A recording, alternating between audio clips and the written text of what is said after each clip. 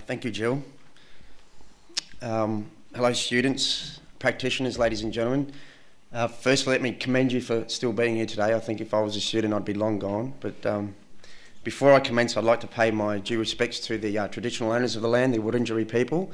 As you've heard, my name's Paul Pitsaris. I've got the pleasure of working with Jill Pryor, an exceptional legal mind. And I'm also very humbled and honoured to be here speaking with you today, especially alongside such great speakers as Mr. Julian Burnside, who you've heard from earlier on in the day. As many of us know, the Aboriginal culture is one of the oldest in the world. Its people have lived in harmony with the land and share a sacred connection with this land that we call Australia for well over 40,000 years.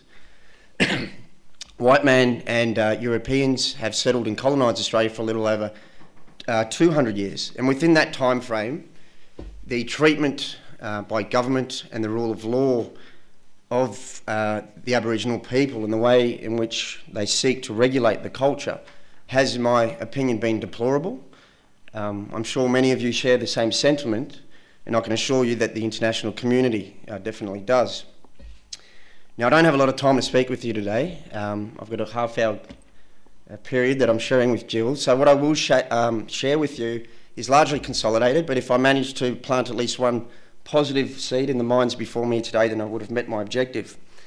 So a breakdown will go like this. I will look at a recent government example of regulation of the Aboriginal people and their behaviour.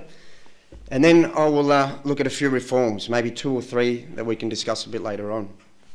Now, the recent example that I've chosen comes in the form of the Northern Territory intervention that you probably all know about. In 2007, the Northern Territory Emergency Response Act was introduced by the Howard government. And this was largely in response to a report that came out of the Northern Territory into the sexual abuse of young Aboriginal children in remote communities. Funnily enough, it was also coming close to an election, and Howard didn't have any prominent issues to cling on to like he did in 2001, where we had the Tampa Bay crisis, September 11. So he got together with his Indigenous Affairs Minister, Mr. Brow, and if you recall what I said, it was largely in response to the way children were being abused. Funnily enough, when the Act was passed in Parliament, in 2007, the 500-page, the word child was not mentioned once, and the minister conceded afterwards he hadn't even read the Act. Now, the measures, I'll briefly go through them. You're probably all aware of this, but there was a blanket ban on alcohol. There was a blanket ban on pornography. There was also, they sought to control the land of Aboriginal people by way of imposing 5-year leases. They also prevented Northern Territory courts from even recognising or considering customary law. And there was another one. They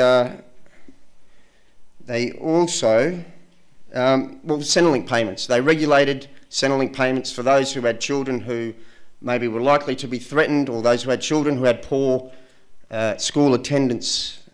So these measures plainly, pretty much all of them, contravened the Racial Discrimination Act. So in order for this Act to get passed, the Racial Discrimination Act had to get repealed. This, of course, got a hell of a lot of international attention. A UN delegate came out to Australia. I believe there were recommendations made that weren't implemented. And if we fast forward 3.5 years to today, have these reforms worked? No. All data suggests that there's been a sharp increase in crime in the Northern Territory. Plain and simply, they haven't worked. Before they were implemented, there was no consultation. The Indigenous Affairs Minister responsible, he's come out and he's pretty much blamed the Gillard and Kevin Rudd governments for not taking it to the next level. He, in my opinion, is an absolute moron, so I won't mention him again.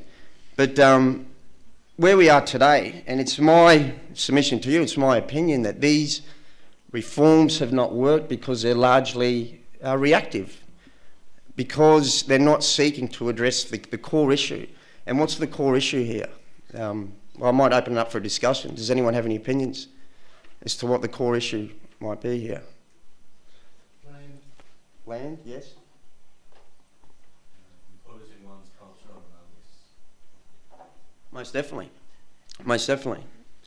And I think simple questions have to be asked, which is why is it in the first place that Aboriginal people in these remote communities are heavily relying on alcohol, relying on their passive income they get from Centrelink?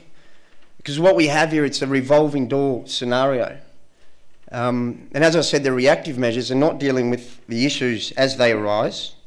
They're dealing with the issues after they've occurred. So what I'll do now, before I get to the possible resolutions or reforms, I just want to read to you a quote by Noel Pearson, Aboriginal activist and lawyer. And this is pretty interesting. A rule of thumb in relation to most of the programs and policies that pose as progressive thinking in Indigenous affairs is that if we did the opposite, we would have a chance of making progress. This is because the subservience of our intellectual culture to the cause of class, prejudice and stratification is so profound and universal. What we believe is forward progress is in fact standing still or actually moving backwards. I'm doing a job. All right, reforms, and I'll keep these pretty short, but in the legislative branch of government, I believe that the debate has to be reinvigorated with respect to an Australian Bill of Rights. Australia is the only Western country that does not have a Bill of Rights. What this would do is it would enshrine and put in concrete fundamental human rights for not only Aboriginal people, but marginalised communities and perhaps even asylum seekers.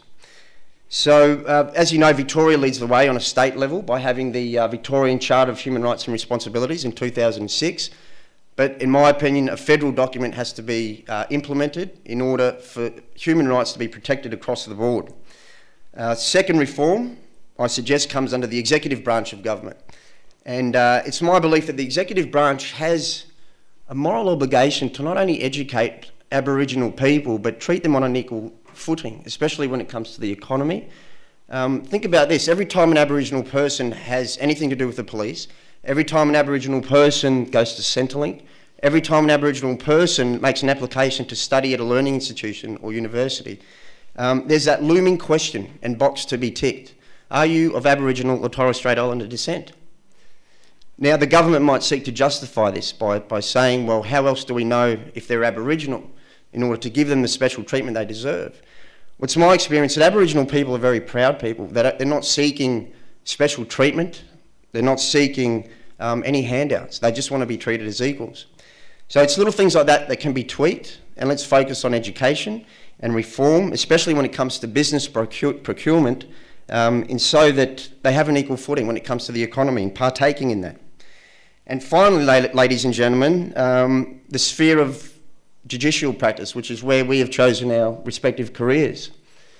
You've heard me talk about the Victorian Charter a little bit earlier on, and as practitioners who are about to go into the field, I urge you, and I really, well, as Jill said, you know, you've got to get some fire in your belly. But every time you come across an Indigenous case, whether it be in a tribunal or court, go that extra mile. And this is why the law is such a stagnant creature, and this is why you have this progressive law network, you know, which I hope it creates a domino effect when you guys are out there. Go that extra mile, you know, press the envelope, and it's only that way that we truly are going to change the judicial sphere.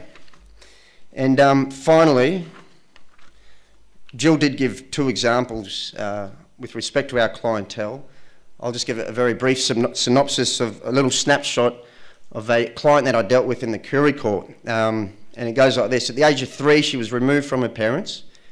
Primarily her parents were alcoholics, and more than likely their parents were also alcoholics. At the age of 13 and 14, things would get better after she goes from foster home to foster home, in that she's returned to her parents.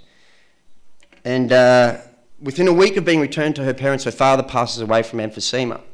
2 weeks after that, exactly 2 weeks after that, she came home from school, found her mother in a pool of blood. She was stabbed, she was murdered. The police investigations came up fruitless. There's actually an inquest into her death at the moment. And exactly 1 week after that, well, before her parents passed away, she didn't have the courage to tell them that she was carrying a child. And 2 weeks after her mother died, she had a miscarriage. three or four traumatic events within the space of a month. Most of us in this room deal with one or two of these traumatic experiences in a lifetime. So it's just something to consider, to not stereotype when we're out there in the field, because everyone's got a story. But on a positive note, I'll leave you a quote with Ralph Waldo Emerson, and that is, do not go where the path may lead, go instead where there is no path and leave a trail. Thank you.